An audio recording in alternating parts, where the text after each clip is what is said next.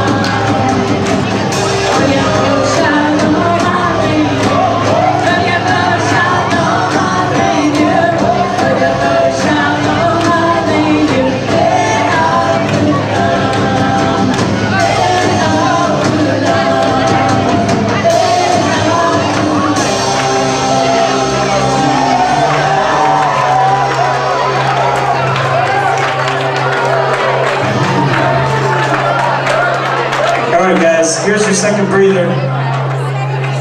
Some major rattling home we got up here. Alright, story time. I got a story for you. Story about the first rockin' Shabbat. So I lied before when I said that this was the first time this has ever been done, because it hasn't. The first rockin' Shabbat was like a long time ago, way back in the day when it was totally unheard of to play music at temple. In fact, there really weren't any musicians, and the rock stars of the time were the rabbis. And you know, like there are rock stars and then there are like Bono rock stars, right? Well, this rabbi was the Bono rock star, and his name was Derbesh. And he was the best rabbi. People would travel hundreds of miles. And don't forget, they didn't have cars, they didn't have airplanes. We're talking camelback, we're talking hiking, we're talking wheelbarrow. They're lucky they had the wheel, right? So they converged, a lot like how you guys are converging tonight. Tons of people came out to see this rabbi, and when he spoke, it was like God himself was speaking, and you know, people would just go bananas. So this special Yom Kippur, which is when the story was taking place. And this little boy was among the masses, but he was a little bit special. He couldn't speak, he couldn't talk, but man, he could play a flute like Ron Burgundy. Exactly. Wow, man, this is some crazy feedback up here. Johnny D, can you cut my mic down a little bit up here just to cut that out? Thanks. So, to continue with the story, this kid, he sat, you know, he had his flute in his pocket, and it was just kind of like burning the hole in his pocket. He was just like, I want to play it, I want to play it, I want to play it. But it was like, shh. It's a really important service, you know, it's Yom Kippur. Like, this is the holiest of the holiest days. People are trying to get in the book of life and make it for another year, and this kid, all he wants to do is play his flute.